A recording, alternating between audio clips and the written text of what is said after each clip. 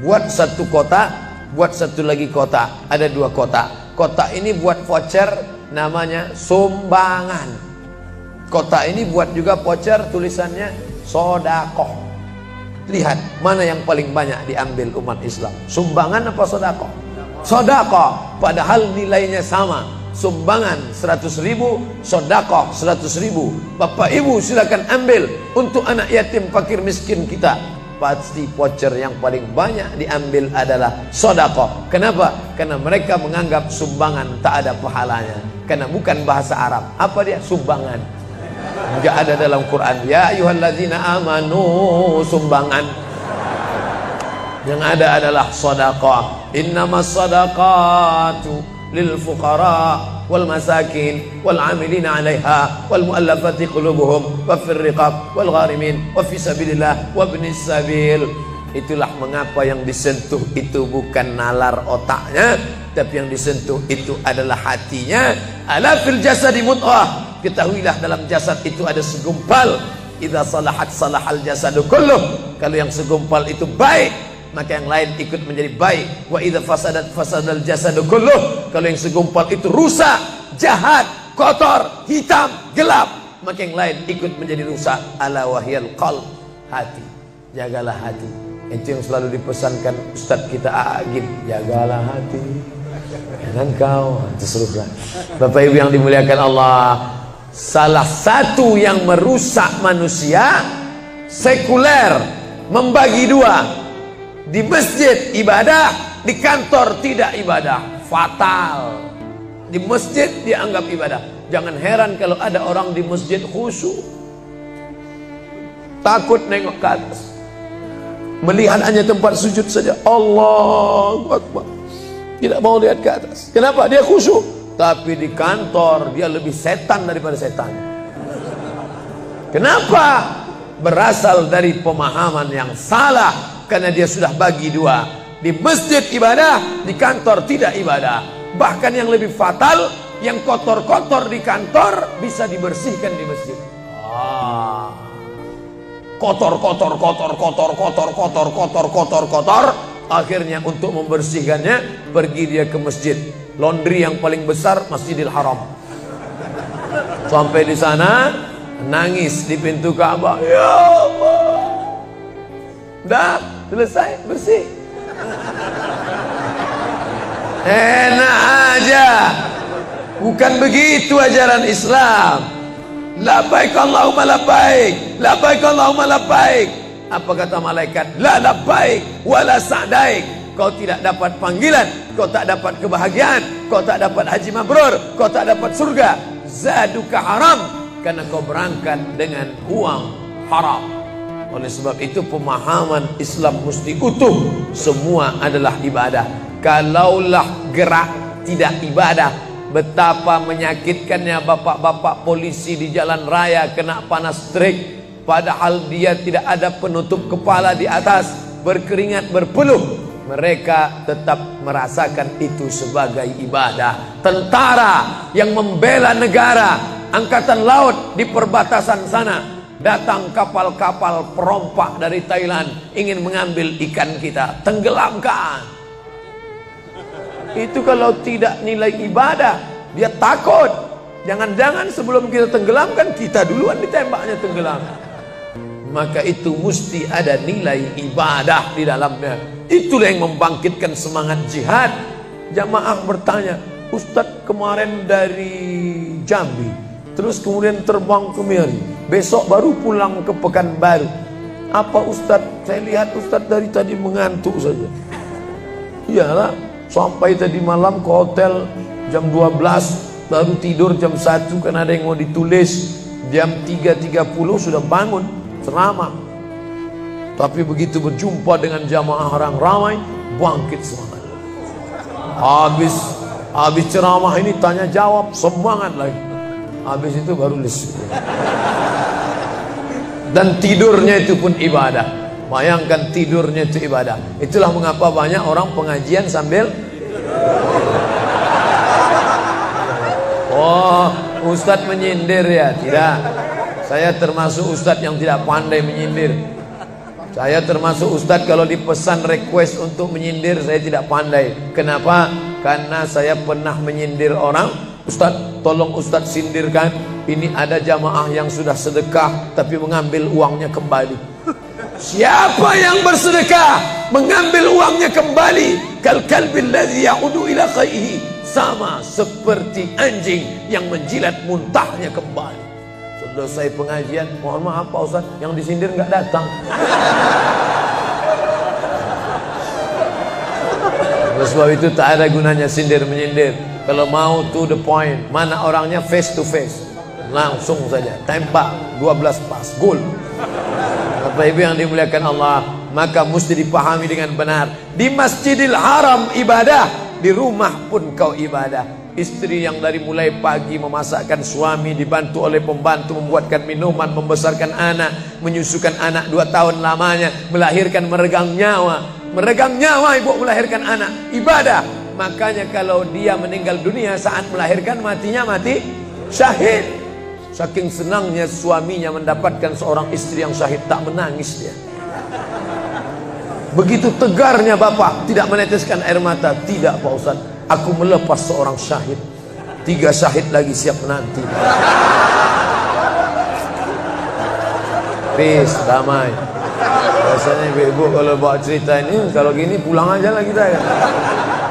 Nah, bercanda. Serius sekali. Nah, tapi yang saya katakan tadi itu semuanya ibadah badan. Melangkah dari rumah, ibadah badan. Membukakan mata, ibadah badan. Mendengar ceramah, ibadah badan. Membaca Quran, ibadah badan. Berzikir, likulli sulama minkum sedekah. Setiap tulang-tulang sendi ada sedekahnya. Subhanallah, subhanallah, subhanallah, subhanallah, subhanallah, subhanallah. Itu ibadah badan.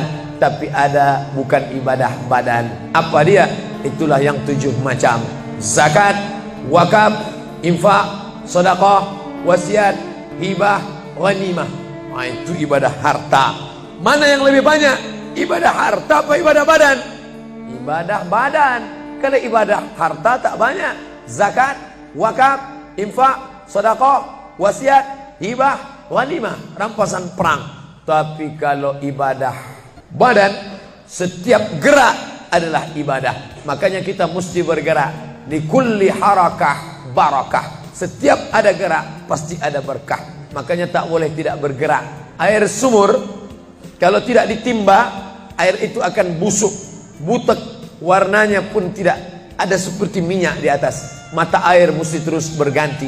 Darah harus tetap mengalir, jantung harus tetap berdetak.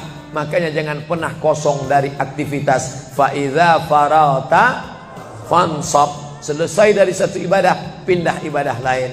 Selesai ibadah tegak, pindah ibadah ruku. Habis ibadah ruku, pindah ibadah tegak. Habis ibadah tegak, pindah ibadah sujud. Habis ibadah sujud, pindah antara 2 sujud. Selesai sudah salat, lalu kemudian puasa. Selesai puasa, lalu kemudian berzakat. Selesai zakat, lalu kemudian mengitari Ka'bah. Subhanallah walhamdulillah wa la ilaha illallah wallahu akbar. Selesai itu melontar jumrah. Selesai itu menggunting rambut. Selesai itu berzikir. Tidak pernah kosong. Sampai kapan? Sampai malaikat maut mencabut nyawa dan ucapan terakhir yang keluar dari mulut adalah la ilaha illallah. Itulah jawaban tentang pertanyaan untuk apa kita hidup di dunia. Nanti kalau ada anak, ibu, bapak, tetangga, kawan, sahabat, andai tolan bertanya, untuk apa kita ini hidup? Tak usah jawab, putarkan aja videonya.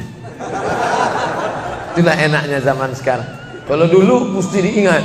Saya dulu pulang sholat Jumat, mak saya manggil, sini, ya mak, ceritakan apa isi khutbah khotib tadi di masjid. Gini. Itulah awal saya ceramah. Jadi saya paham mengapa saya menjadi ceramah sekarang. Dan saya tidak pernah merasa menceramahi bapak ibu. Saya tidak pernah merasa mengguru-gurui. Saya hanya seperti seorang anak sedang bercerita pada ibunya saja. Tadi mak, kata khotib itu begini. Anak sekarang enggak. Apa kata khotib tadi? Ini MP3-nya.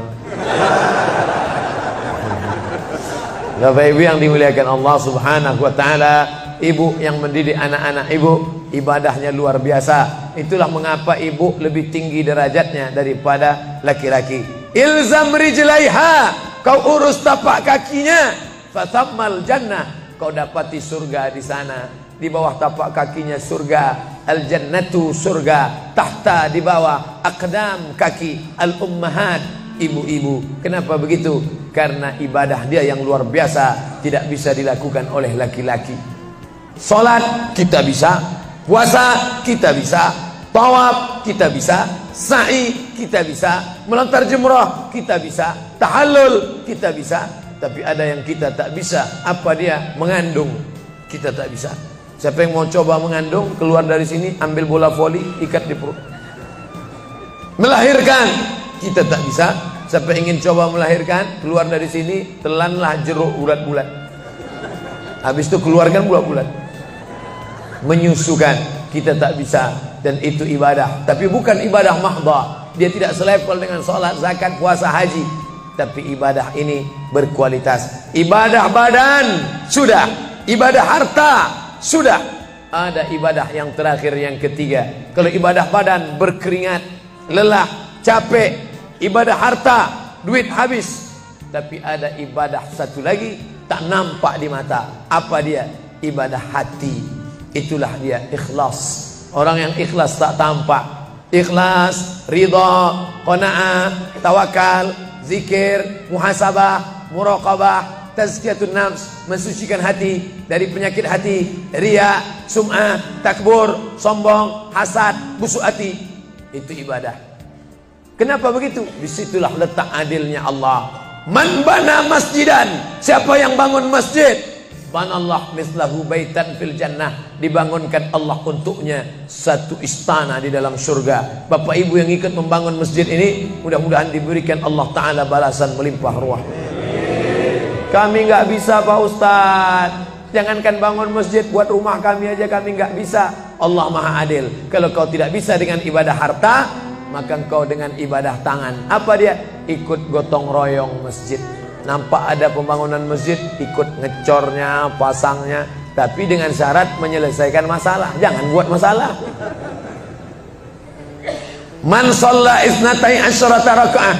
Siapa yang salat 12 rakaat fil yaumi wal laila, sehari semalam, bunyalahu bihinna baitun fil jannah, dibangunkan untuknya satu istana di dalam surga. Sama macam orang yang bangun masjid, salat 12 rakaat. Kamu bisa bangun masjid? Bisa. Bagus. Kamu? Saya nggak bisa. Amal saya apa? Tenang, ada amal. Allah Maha Adil. Salat 12 rakaat.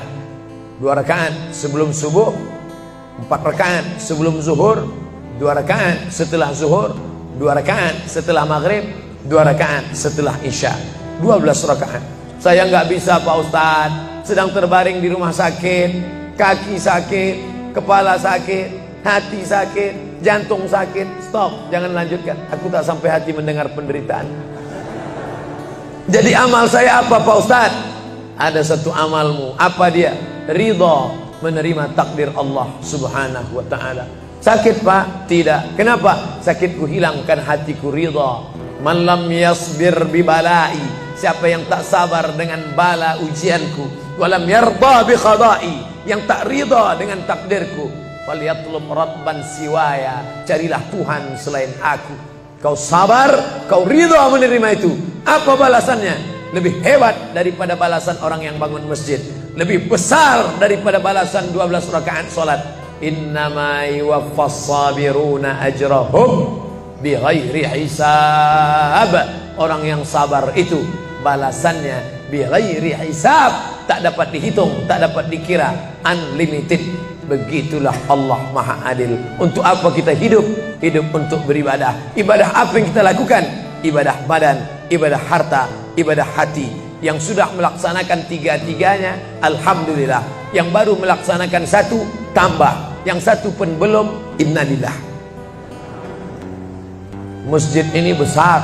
Kadang kita bangga masjid besar, rupanya APBN, anggaran pendapatan belanja negara. Bangga kita masjid megah, rupanya APBD, anggaran pendapatan belanja daerah. Patutlah masjidnya di tengah hutan, karena di situ tanah yang murah. Akhirnya pemukiman masyarakat jauh, masjid di tengah jalan, masjid di tengah perjalanan luar kota, jauh dari pemukiman masyarakat. Masuk kita ke dalam, tai kambing yang ada di dalam. Tapi masjid ini megah, mewah, 2 lantai, lengkap dengan kubah yang besar. Ini swadaya masyarakat. Saya tahu ini dari mana? Jamaahnya cerita. Kalau tidak mana saya tahu. Ini masjid ini asli swadaya Pak Ustaz. Lama membangunnya Pak? Enggak lama, sebentar saja. Sebentar saja, sekejap langsung terkumpul 7,6 miliar uang. 7,6 M. Itu kalau dibelikan cendol berenang gitu. Bayangkan itu. Bisa terkumpul masyarakat. Padahal ibadah yang paling berat, ibadah harta ini. Banyak orang kalau diajak iktikaf, banyak. Ayo kita iktikaf, ramai. Ayo kita zikir ke Az-Zikra, ramai. Jangan lupa besok zikir ke Az-Zikra hari Ahad pertama, sekaligus acara live Damai Indonesiaku TV One bersama Ustadz Abdul Somad LC. Tapi ada ibadah yang berat. Apa dia? Ibadah harta. Banyak orang ketika diajak muhasabah zikir malam, ya Allah, banyak dosa kami ya Allah, tapi dia susah menangis, meneteskan air mata. Tapi begitu lewat kota infak memang menangis. Tak sampai hati melihat Bung Karno keluar dari dompet. Lewat kotak sodako infak, lama membuka dompet mencari patimuran. Nauzubillah. Mudah-mudahan kita tak termasuk golongan yang bakhil ini. Kenapa? Karena setan selalu asyaitan, setan ya'idukumul faqra, membisikkan kepakiran. Jangan beri, jangan beri, jangan beri, nanti kau susah, nanti anak kau tak makan, nanti kau dikeluarkan kerja kau makan apa, nanti kau mau beli rumah, nanti kau mau beli tanah, nanti kau mau beli mobil, nanti kau mau beli cincin, nanti kau mau beli kamera, nanti kau mau ganti HP, uangmu tak ada. Setan selalu berbisik-bisik. Lawan setan itu. Qul a'udzu birabbinas, malikin nas, ilahin nas, min syarril waswasil khannas, alladzi yuwaswisu fi sudurin nas, minal jinnati wan nas. Hanya saja kalau yang berbisik itu setan, kita baca ayat kursi, insya Allah dia kabur. Ini yang berbisik ini kawan kita. Kita bacakan ayat kursi, hafal pula dia dari kita lagi. Tapi tak apa-apa, tetap aja bacakan. Allahu la ilaha illa huwal hayyul qayyum, la ta'khudhuhu sinatun wa la naum. Hembuskan ke wajahnya. Bapak Ibu yang dimuliakan Allah, setelah ibadah 3 ini kita lakukan, ibadah badan sudah, sholat subuh sampai melimpah ruah ke belakang. Saya dengar suara hati tadi, lapor, tenda sudah penuh, sudah melimpah ke jalan. Masya Allah. Ibadah harta sudah 7,6 M. Ibadah hati sudah, sabar, ridha, qanaah, tawakal. Tapi jangan lupa, datang merusak yang 3 ini, perkelahian, merusak ukhuwah Islamiyah. Masjid yang besar, kalau sudah kelahi di dalamnya, tinggal kelahi, tak lagi ada persatuan. Masuk masjid bukan baca doa pintu masuk masjid, malah masuk masjid ngelihat kira-kira dia di mana ya. Oh dia di sana, gua di sini lah. Oh di sini, dia di sini. Sampai akhirnya suatu hari terlambat, lupa ngelihat. Allahu Akbar, rupanya dia di samping. Jangan kelahi. Wa'tasimu bihablillah, berpegang teguhlah dengan tali Allah. Tali Allah itu apa? Al-Quran dan Sunnah. Apalagi ulama, nggak ngerti Quran, nggak ngerti Sunnah, tanya ulama. Al-ulama warasatul anbiya. Wa'tasimu bihablillah, berpegang teguh dengan tali Allah. Wala tafarraqu, jangan berpecah belah. Coba lihat bunyi ayatnya. Andai ayat itu sampai bihablillah titik sudah cukup. Berpegang teguhlah dengan cara tali Allah, cukup. Mengapa ujungnya tetap ditutup? Wala tafarraqu, jangan berpecah belah. Karena banyak orang yang sudah baca Quran, sudah sholat, sudah puasa sunat, tapi hatinya pecah bercabang. Galah patah boleh disambung, kaca retak boleh direkat, hati rusak kemana obat akan dicari. Oleh sebab itu kalau ada fitnah-fitnah, tabayun, klarifikasi. Jangan su'uzan. Ijtanibu katsiran minaz-zan. Kepengurusan, masyarakat, jamaah, sayang kebersamaan rusak. Gara-gara apa? Gara-gara nila setitik rusak susu sebelanga. Gara-gara api di dalam sekam, ada kulit padi bertimbun, di dalamnya itu ada setitik api, tiba-tiba api menyala, akhirnya semua menjadi abu, dan abu dihembus angin, tak berkesan sama sekali. Hilang 3 ibadah, ibadah badan hilang, ibadah harta hilang, ibadah hati hilang. Gara-gara apa? Berkelahi. Ingat, setan tak pernah berhenti. Inna syaitan, setan ya isa'an ya'budahul musallun. Setan kalau sudah melihat orang sholat, dia tidak lagi goda mereka untuk menyembah, sembahlah aku, sembahlah aku, sembahlah aku, sembahlah aku. Tidak. Tapi apa yang dia lakukan? Walakin fit tahrish, menanamkan permusuhan ke dalam hati orang yang sholat. Angkat jaga ini. Jangan kita bertengkar gara-gara masalah khilafiyah. Saya kalau jadi imam di masjid dekat rumah saya jadi imam, saya baca kunut. Dan imam-imam dekat rumah saya itu saya pesan harus baca kunut, karena saya berpegang mazhab Syafi'i.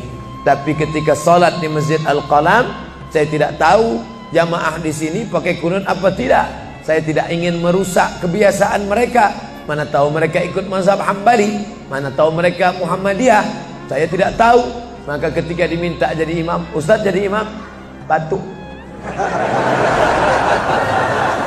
Saya tak mau merusak, biarlah imam tetap saja.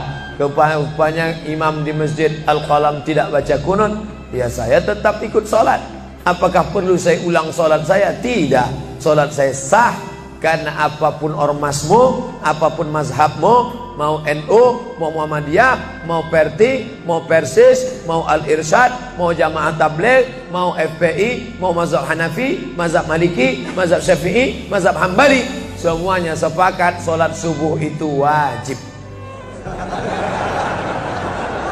Jadi yang wajib aja kita laksanakan. Adapun perbedaan teknisnya, yang satu pakai usolli, yang satu nggak pakai usolli, yang satu ngangkat tangannya ke telinga, yang satu ngangkat tangannya ke bahu, yang satu bismillahnya jahar, yang satu bismillahnya sir, yang satu ayatnya panjang, yang satu ayatnya pendek, yang satu pas mau turun sujud tangan duluan, yang satu lutut duluan, yang satu duduknya tapak kakinya duduk di tapak kaki kiri, yang satu duduknya langsung pantatnya ke lantai, yang satu telunjuknya ngangkat sekali, yang satu berkali-kali.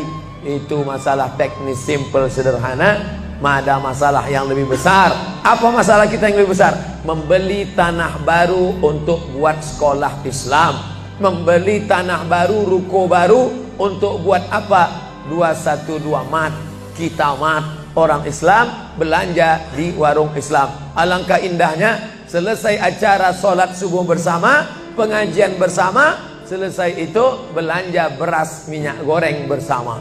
Serbu.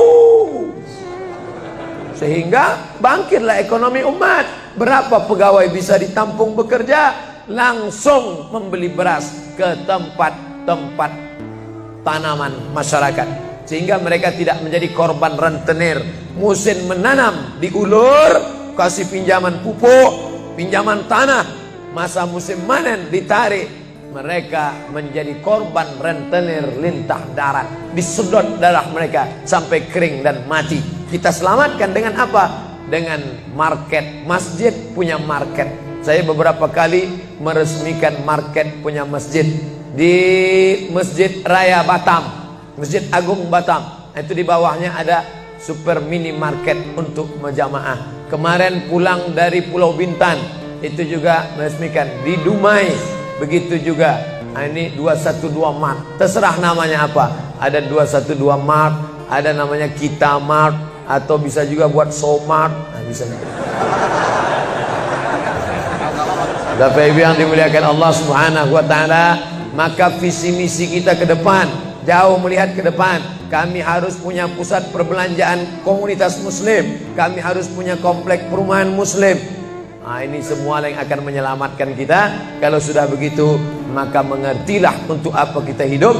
Dan setelah itu kita pun mati dalam keadaan tenang. Baru anak kita bisa berkata, mari kita antar jenazah almarhum Abdul Somad menuju tempat peristirahatan terakhir. Karena memang benar-benar istirahat. Tapi berapa banyak orang tidak istirahat. Karena amal badan tak ada, amal harta tak ada, amal hati tak ada. Tak pernah memikirkan masjid, tak pernah memikirkan umat, tak pernah memikirkan belanja umat, tak pernah memikirkan pendidikan anak-anak umat. Akhirnya mati yang layak untuk dia. Mari kita antar dia menuju azab pertama, akan menyusul azab-azab berikutnya. Na'udzubillah.